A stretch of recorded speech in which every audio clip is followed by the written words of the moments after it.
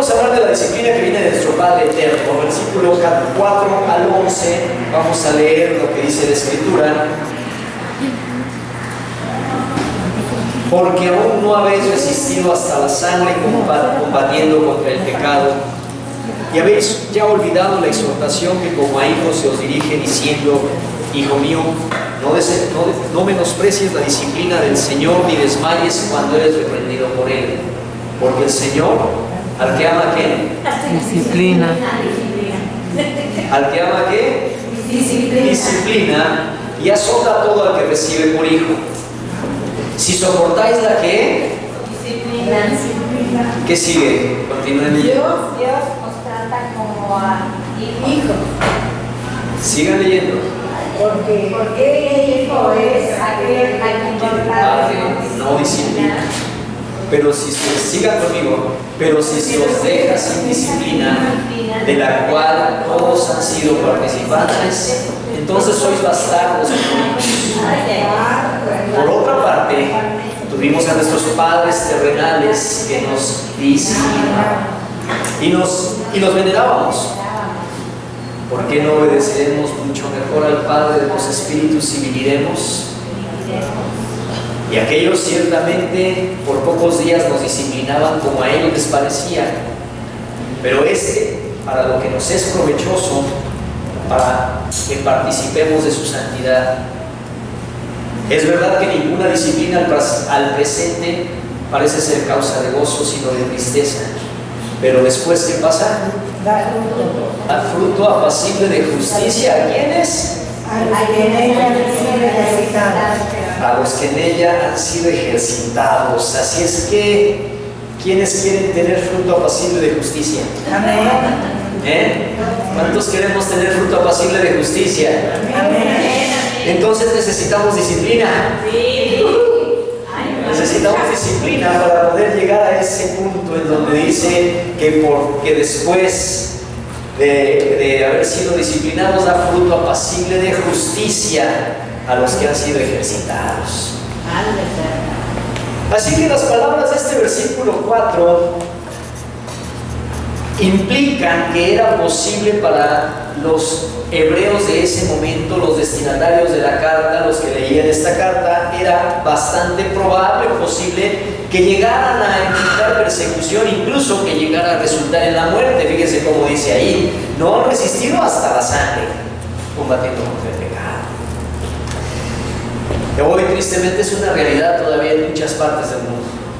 Hoy en China, en Corea del Norte, sí, en Pakistán, en África, y además en muchos lugares pequeños de nuestro país también, los cristianos realmente resisten con su fe hasta la sangre y padecen persecución y padecen muchas cosas que en muchas ocasiones resultan en la muerte. Entonces les está diciendo: miren, ustedes están preocupados, están sufriendo, están con el riesgo, no dice que están, pero toda la carta prevé el riesgo de llegar a desalentarse a tal grado de abandonar el camino de la fe, porque estaban siendo presionados constantemente. Pero a ellos en particular, sí ha habido otros, nos lo narró en el capítulo 11, ha habido otros, y en ese mismo momento histórico estaban habiendo otros que estaban sufriendo tremendamente por su fe, pero por alguna razón los destinatarios de esta carta, estaba prácticamente diciendo: si estás leyendo esta carta, quiere decir que no has resistido hasta la muerte. Prácticamente es lo que está diciendo. No ha resistido hasta la muerte, pero podría suceder. Y para que estemos preparados, si es que pudiera suceder, nos está dando toda esta carta el Señor precioso. Y nosotros, al igual que los hebreos de ese momento, si estamos leyendo esta carta cómodamente sentados, oyendo una música bien bonita, cantando con unas pistas hermosas y hasta con regulación de luz, estamos en un ambiente hermoso nosotros, entonces significa que no hemos tenido que enfrentar el pecado y derramar sangre contra el pecado. Nos lo está diciendo a ti y a mí. Ustedes no han resistido ni han tenido que enfrentar y derramar sangre contra el pecado. Y cuando dice esto y contrasta los sufrimientos con los de Jesús en el versículo 4, cuando dijo consideren aquel que sufrió, ¿recuerdan las 3?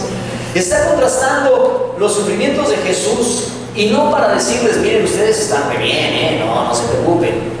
Lo que está haciendo es fortalecer la fe de aquellos que pueden correr el riesgo de fallar y de abandonar el camino del Señor cuando venga la presión. Por eso está haciendo el contraste. En el versículo 3 dice, consideren a Jesús que sufrió tremendamente el oprobio, y la semana pasada abundé sobre eso, como no solamente se trató del sufrimiento físico, sino el sufrimiento emocional y sobre todo el sufrimiento moral, la vergüenza, y está diciendo, ustedes tienen que ser fuertes y están en peligro de abandonar y de desalentarse, porque están enfrentando un mundo que menosprecia la convicción cristiana. Y ese mundo que menosprecia la convicción cristiana es el mundo de hoy también. Hoy el mundo menosprecia la convicción cristiana.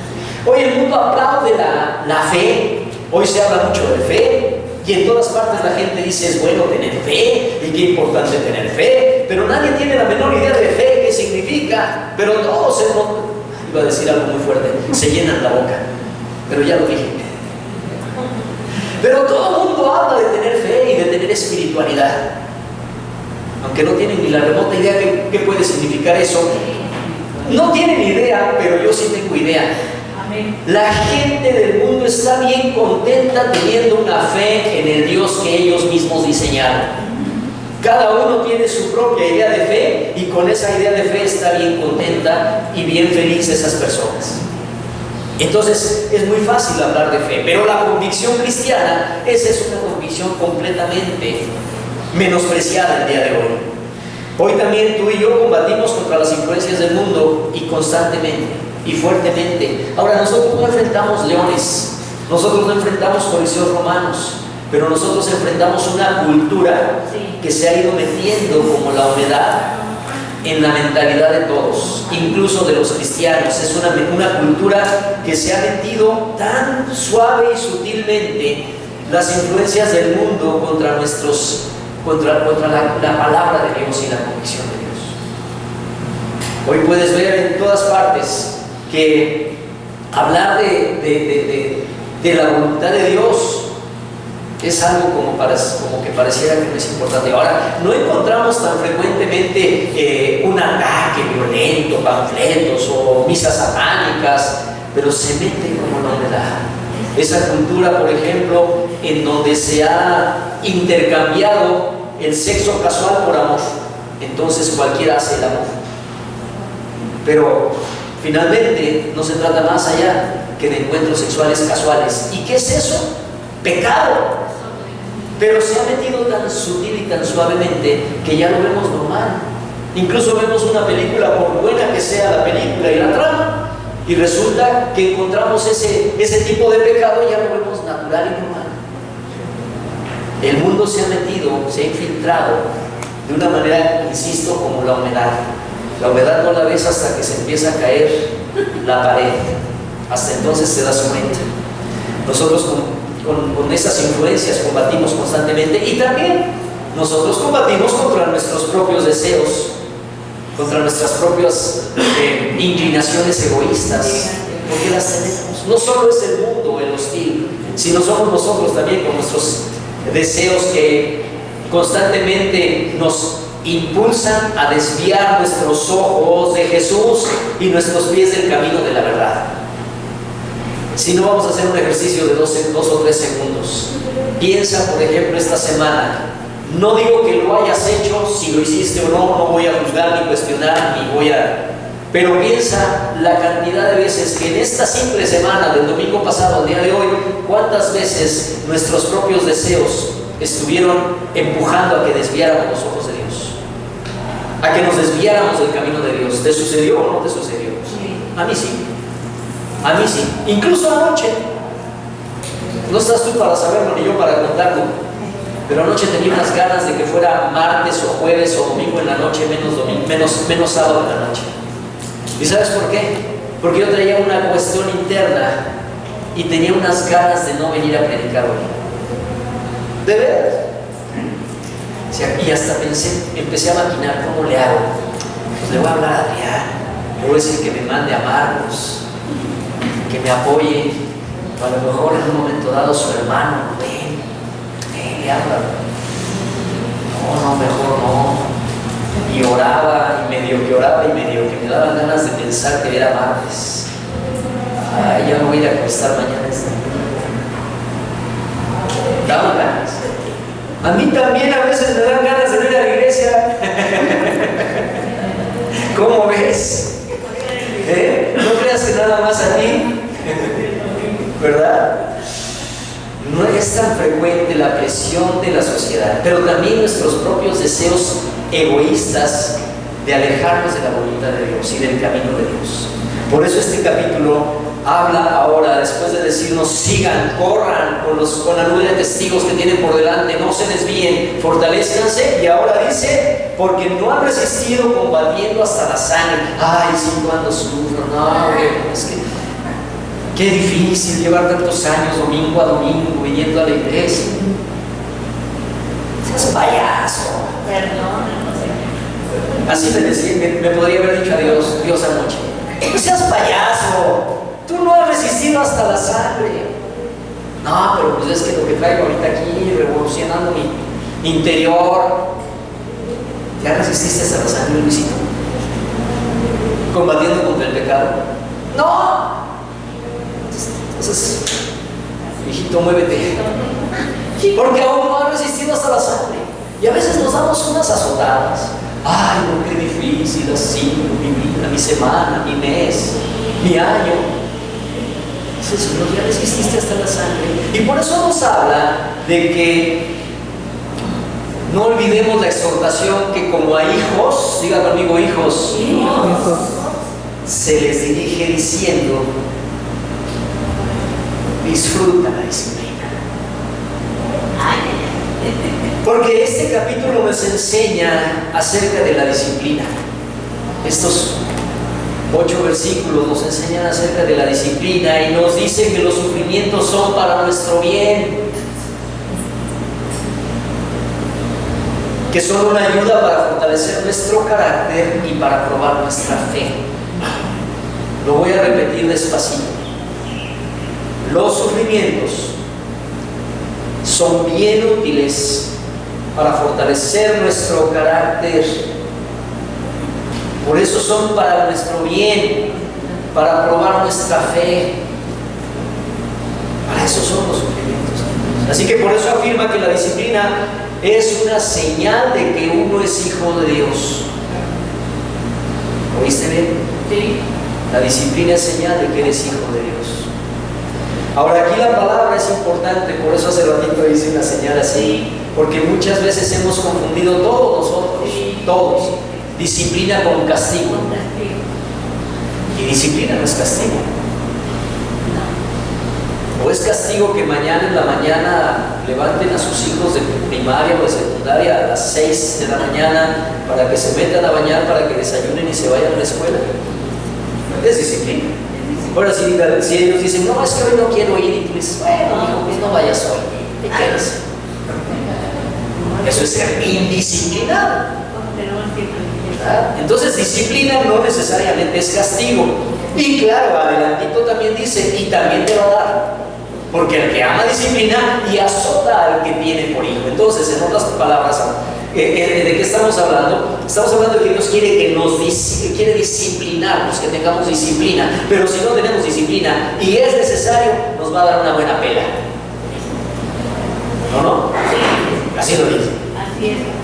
Disciplina no es sinónimo de castigo necesariamente, y específicamente en el contexto de Hebreos 12, y desde el 11, o bueno, de toda la carta de Hebreos, no es sinónimo de castigo por los errores del pecado del cristiano, porque acaba de comparar los sufrimientos de los que han muerto por su fe.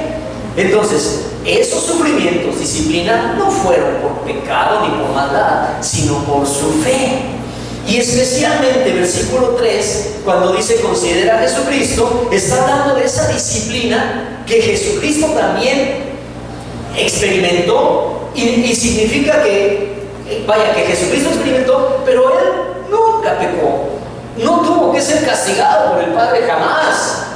Ni fue puesta a prueba su fe, ni su fidelidad. Entonces, en ese sentido, disciplina, porque Jesús también experimentó disciplina, no es sinónimo de castigo ni consecuencia de pecado. Cristo nunca sufrió por los errores propios. Nunca cometió ningún error. Y sin embargo, Él sufrió más que cualquiera de los seguidores de entonces hasta el día de hoy. Por eso podemos tener la seguridad de que todo lo que sufrimos es permitido por nuestro Padre. ¿Cómo? Sí. A ver, te hubiera dicho, ¿cómo? ¿Qué? ¿Qué dices?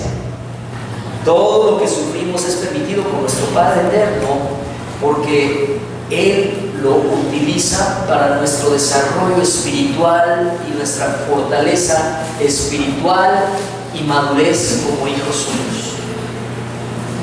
¿Queremos ser hijos maduros? ¿O no es cierto? Y en el versículo 7 y 8 nos aclara directamente: Dios disciplina a sus hijos. Que Cristo sufrió y que todos los que pasan por el camino de la fe sufren, porque el sufrimiento es una disciplina positiva y es una evidencia de que el creyente es un verdadero hijo de Dios. La disciplina es evidencia de que Dios lo está entrenando para que alcance su madurez. En otras palabras, wow, si pasa un tiempo largo y no hemos pasado por algún tipo de sufrimiento de disciplina, miedo debería de darnos. Qué raro, ¿no? Hablar de Dios, Dios es amor, Dios es bondad y Dios siempre toda maravilla, sí. Pero si pasa un tiempo largo y no hemos pasado por algún tipo de sufrimiento de alguna medida, entonces deberíamos tener preocupación de veras severa, porque lo dice el versículo 8, si no me equivoco, porque si no eres disciplinado o disciplinada, si no se te da disciplina, dice algo bien feo, ni quiero leerlo. Ni lo quiero leer, mejor lean ustedes en voz alta, porque yo no lo quiero leer, mejor ustedes. ¿Qué dice el versículo 8? Pero si no dejan la cual entonces sois bastardos y no hijos. ¿Está padre? No. Está fuerte y está feo, y no es broma. El Señor dice: aquel que siendo creyente o cristiano o creyéndose cristiano y no pasa por disciplina, le tengo noticias, no es hijo. Es un bastardo, es un arrimado, pero hijo no. Ahora, ¿por qué será? Porque, ¿saben qué sospecho? Eso no lo dice aquí directamente el texto. Pero aquel que es creyente pero no es hijo, y antes dejé de usar esa palabra hace muchos años, bueno, varios años, antes decía con facilidad es simpatizante. Yo me sentía tan contento de que hubiera un simpatizante. ¿Alguna vez oyeron eso? Sí. No es cristiano, pero es simpatizante. Ay, qué bueno, es simpatizante, ya me sentía satisfecho. Simpatizante es sinónimo de arrimado. Simpatizante es sinónimo de lo que dice el versículo 8, bastardo. ¿Por qué? Porque el que es hijo hace todo lo que puede por obedecer y seguir al Señor y paga el precio que sea. El que no es hijo, a la primera dificultad o incomodidad dice: no, espérame, yo busco paz, prosperidad y gozo. Y si no se trata de eso, hay paso. Yo creo que por eso es. No es porque Dios simplemente diga: tú no vas a ser hijo aunque quieras. Oye, pero yo quiero ser hijo. No eres hijo, sácate de aquí. Es porque el que no es hijo no se entrega plenamente a Dios y vive como simpatizante y puede hablar como cristiano, puede traer una Biblia en la mano. Bueno, ya no la trae en la mano, en el celular. Puede traer su Biblia y puede encantarle oír a Marco Barrientos o a Biel San Marcos, pero no entrega realmente su voluntad al Señor y por lo tanto no va a pasar por problemas. Porque quien no se entrega de veras a Dios, pues ¿qué problemas va a tener? No es difícil. Digamos que el tratar de ser un cristiano camaleón no es difícil, ¿verdad? Hay algunos que son cristianos camaleón. Sí. ¿Saben por qué lo digo? Porque cambia de parecer. El camaleón Cambiante. se pone... Se mimetiza con el ambiente. Sí, se mimetiza. Lo que quiere decir es, ¿cómo diré? Hace juego, ¿verdad? Hace juego con el ambiente. Y entonces, si está en un ambiente cristiano, no, hombre, va a ser pero persinado. Bien cristiano. Pero si está en un ambiente que no es cristiano, y si hay dificultades en el trabajo, pues va a tomar partido que le convenga, aunque pase por encima de alguien, ¿no? O sea, no hace problema. El cristiano camaleón se acomoda donde quiera y no va a tener problemas. Pero dice el Señor que si se te deja sin disciplina, significa que no eres hijo y no te calles. Y por lo tanto, solamente el que persevera va a recibir el beneficio del sufrimiento. El que no es hijo, cuando hay presión, se mimetiza para otro lado. Pero el que persevera recibe el beneficio del sufrimiento, aunque pase por sufrimiento. Ningún cristiano debe asombrarse cuando enfrenta dificultades en el camino. No deberíamos. Más bien debería inquietarnos y preocuparnos cuando no vengan las pruebas por mucho tiempo, porque como dije hace rato, eso evidencia que no somos hijos.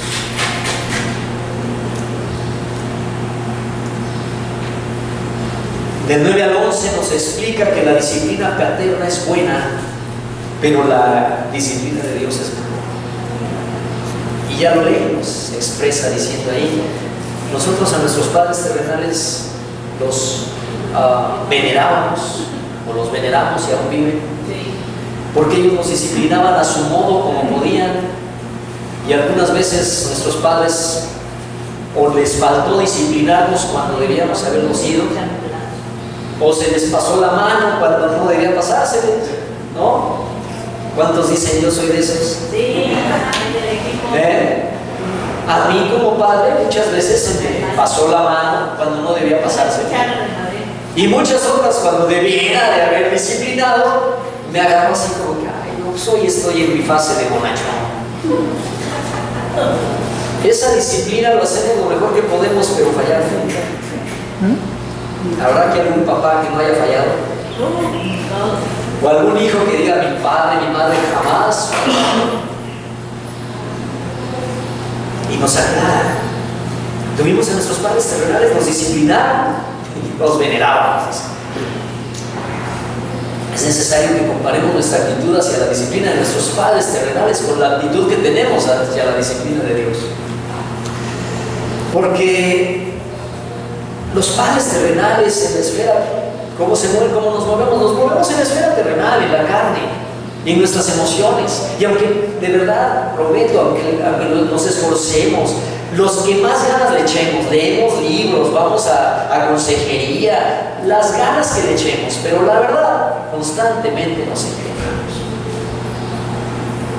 Porque actuamos en la carne. Por ejemplo, a los padres de niños, a veces se les necesita dar una buena nalgada, ¿verdad? ¿Quién dice que no? Sí, la sociedad actual. Pero sabemos que a los niños se les tiene que dar una nalgada a tiempo, y una nalgada a tiempo les va a salvar de muchas cosas. Si no les damos la nalgada a tiempo, como dice por allá un dicho, si tú no corriges a tu hijo, ahora que es tu hijo, un día la policía lo va a corregir. Entonces, nosotros tenemos que... pero me desvié un poquito porque decía, por más que nosotros pensemos en que la disciplina debe ser la corrección sana y todo, y una de las cosas que aprendemos en libros o en consejería es, nunca esperes a que tu hijo te saque de quicio para corregirlo, porque los padres son bien laxos, o somos bien laxos. Bueno, con los que cuando se tienen niños, ya hablo en pasado porque ya no tengo niños, pero a veces somos bien laxos, ¿verdad? Entonces, ya te dije que no, y ya te dije que no. Deja eso, y empieza poquito a poquito a subir el calor a la cabeza, y llega el momento, ¡caramba, ya te dije que dejes eso! Y por eso siempre se recomienda, corrige a tu hijo antes de que te enojes, a la primera, no a la tercera ni a la cuarta, Porque entonces cuando ya lo corriges enojado, abusas. Y eso es lo típico. Quien corrige a su hijo cuando ya está enojado, abusa. Nuestros padres terrenales nos corrigieron y así lo hacemos nosotros y así lo hicieron ellos, como pudieron. A veces se nos pasó la mano, otras veces determinada conducta era corregida, pero en otro momento la misma conducta, no, pues hoy estoy de buenas que no haga. Y pobre chavo, no sabe cuándo sí, cuándo no. Entonces a veces no somos constantes. Y el chavo de repente hace una conducta y dice, ay, mira qué lindo. Y otro día te dije que no. Entonces, pobre chavo. Y eso trae tantas consecuencias. Por ejemplo, una consecuencia importante cuando hay un niño, cuando un hijo es violentado por padres que no son sabios, cuando un hijo es maltratado física o verbalmente de manera constante, ¿qué creen? Ese hijo nunca va a dejar de amar a sus padres. Por más que lo violenten y lo maltraten, ese hijo nunca va a dejar de amar a sus padres. Lo que va a pasar es que no va a amarse a sí mismo. Y eso es la peor tragedia. Por eso podemos saber, y si nos tocó experimentarlo, nos consta, por más violentos que hubieran sido física o verbalmente nuestros padres, son nuestros padres, los amamos, los protegemos y los defendemos.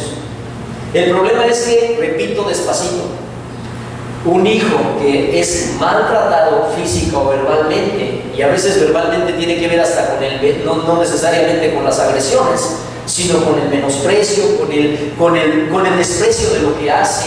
El niño viene bien contento, mira lo que traje, sí, déjalo ahí.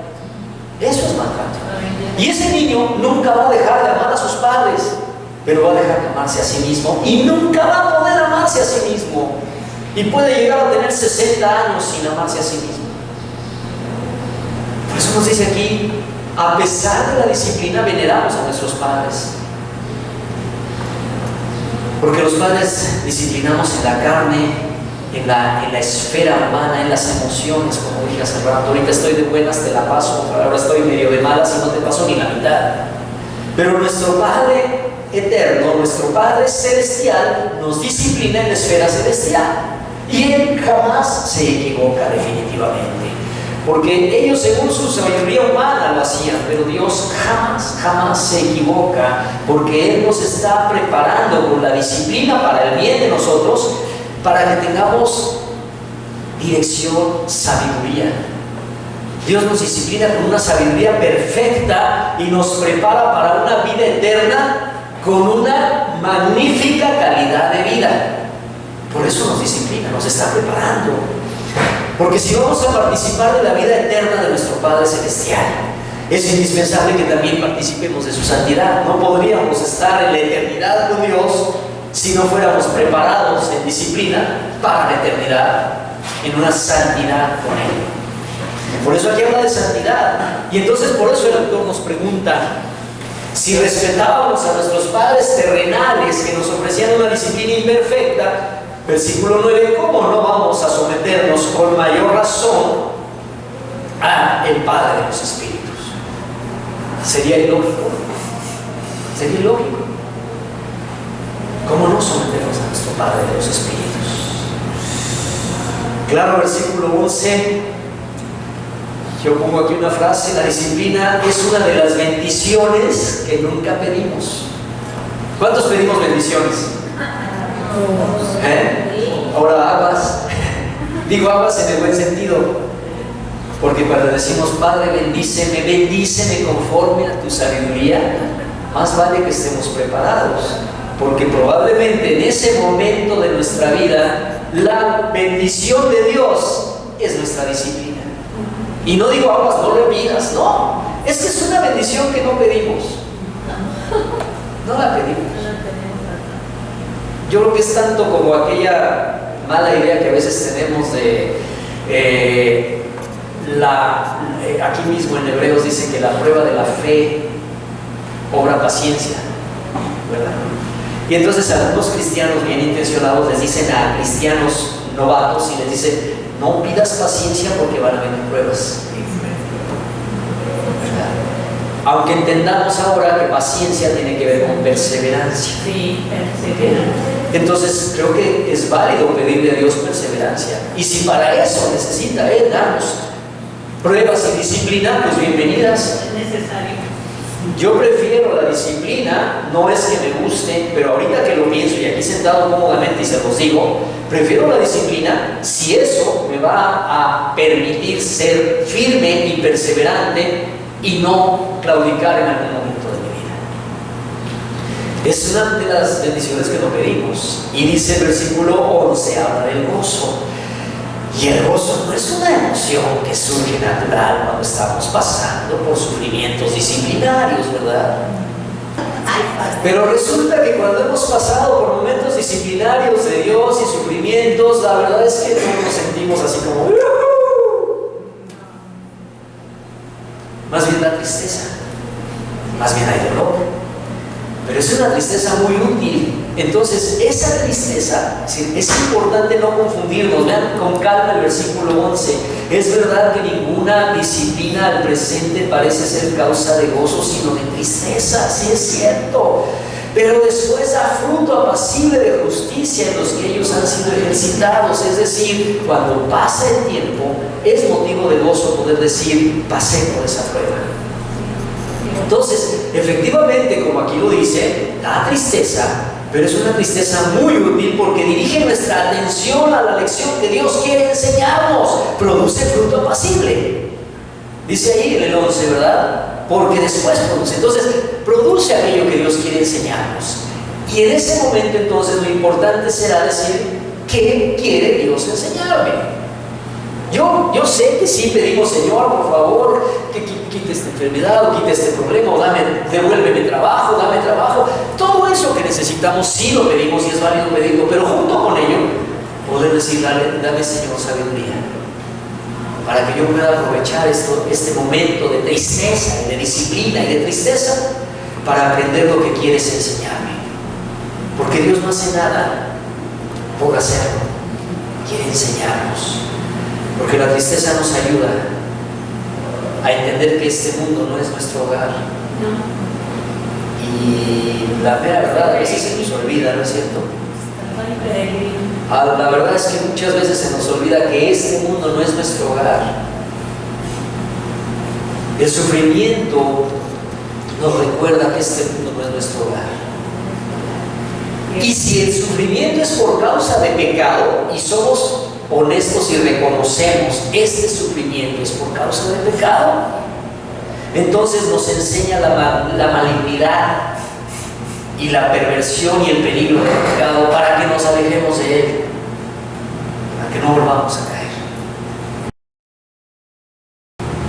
Como veíamos en el Salmo 119, lágrimas derramé por causa del pecado. Cuando derramamos lágrimas por causa del pecado, es muy poco probable que volvamos a cometer por lo menos ese pecado.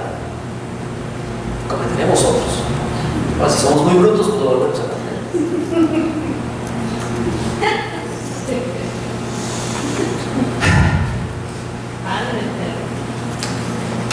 En la carrera de la fe hay dolores.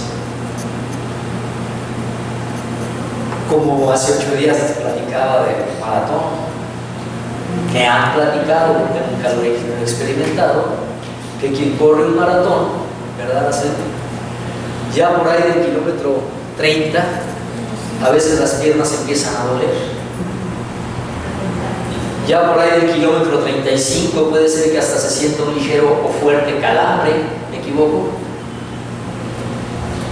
Y si no es que desde antes, en la carrera hay dolores. En la carrera a veces incluso hay tropezones, pero al final del camino hay descanso y al final del camino encontramos que esa carrera y esos dolores han producido, dice ahí, fruto apacible de justicia. Por eso es importante no quererle huir a los sufrimientos. Ahora, tampoco nos vayamos al extremo y queramos andar buscando los sufrimientos. Como aquellos monjes de la antigüedad, no sé si todavía existe esa costumbre, pero aquellos monjes que azotándose, buscando el sufrimiento. amarrándome nopales en las rodillas para caminar de rodillas 100 metros. Ese es un sufrimiento absurdo. No hay que huir del sufrimiento, pero tampoco hay que andarle haciendo al masoquista y queriéndole como si estuviéramos haciendo huelga de hambre a Dios. Mira, Señor, cómo sufro, por favor, cúmpleme mi capricho. Por eso pongo nopales en la espalda y las rodillas, cúmpleme mi capricho, Señor. Incluso nosotros, hermanos aguas, el cristiano debe ayunar, ¿sí o no? Sí. Pero aguas cuando ayunamos para convencer a Dios de lo que le estamos pidiendo, porque ese ayuno no es huelga de hambre. Cuando ayunamos no es para obligar a Dios a convencerlo. ¿Para qué es el ayuno? Para doblegarnos nosotros, para humillarnos delante del Señor y para que nuestro orgullo se baje un poquito. Y para sensibilizarnos a su voluntad y a su palabra también. Para eso es el ayuno. Pero no es para convencer a Dios, créanlo. A Dios no lo convencen las huelgas de hambre. El sufrimiento es importante, pero no hay que andar buscando nada más como deporte. Cuando Dios en su sabiduría nos permite pasar por disciplina, entonces podemos estar seguros, como dice ese versículo 11, que el fruto y el resultado será paz y justicia. Ahora, justicia es no solamente que algo que me hicieron sean justos conmigo. Justicia significa el carácter justo y santo de Dios, para estar a la imagen de Dios. Eso es justicia, tener el carácter justo y santo de Dios. La paz es mucho más que la ausencia de guerra o de conflicto. La paz incluye prosperidad y salud y paz interior. Y por eso nos dice justicia y paz. Esta paz y justicia las vamos a encontrar en muchas partes de la Biblia, pero por ejemplo en Santiago 3:18 dice: y el fruto de justicia se siembra en paz para aquellos que hacen la paz. O sea que si andamos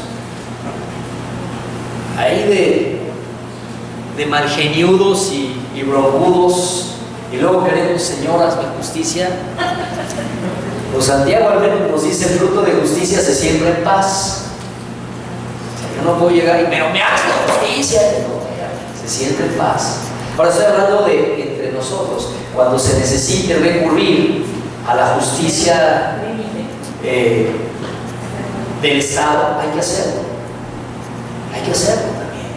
El Señor nos llama que cuando necesitemos que un juez intervenga, ese es el último recurso, pero si lo tenemos que usar, usémoslo. Pero hablo del justo trato entre nosotros también. Se siembra en paz para aquellos que hacen la paz. En Isaías 32 dice: y el efecto de la justicia será paz, y la labor de la justicia será reposo y seguridad para siempre. Ajá, la justicia y la paz van de la mano.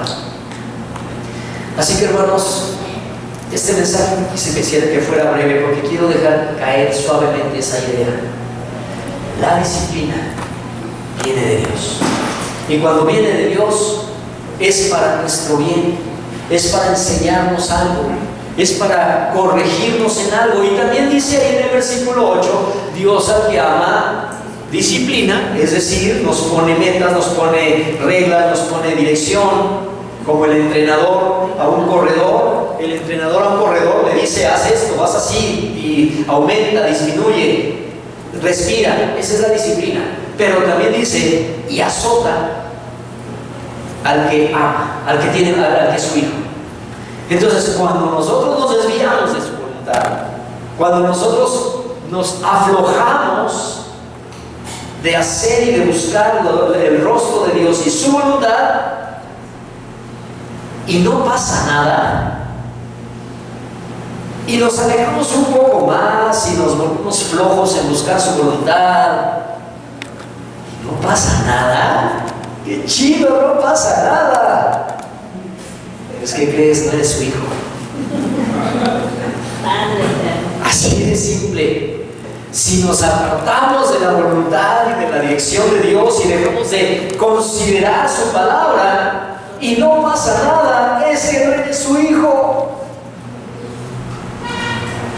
Porque si se nos deja sin disciplina, dice ahí, bien feo.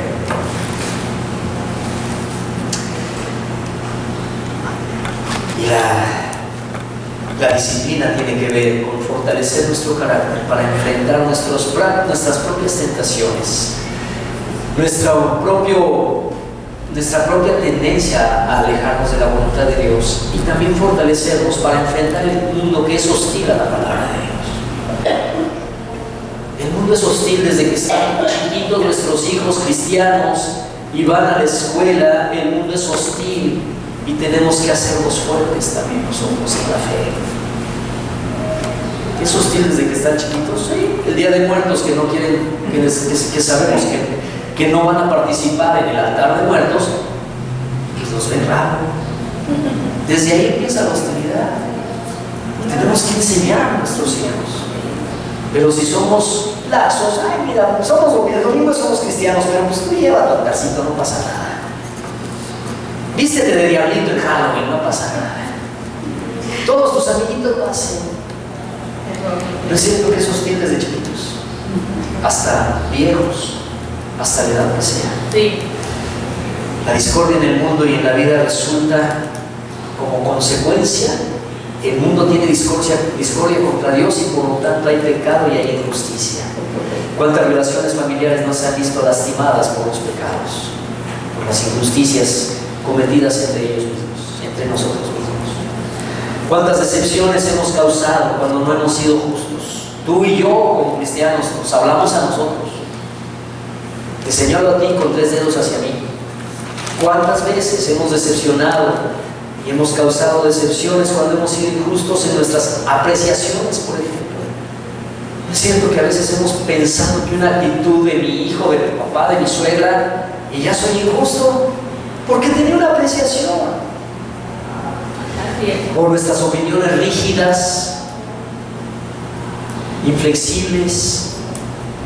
¿Y cuántas decepciones causamos? Por eso a través de las pruebas Dios nos otorga una vida próspera en todas las dimensiones.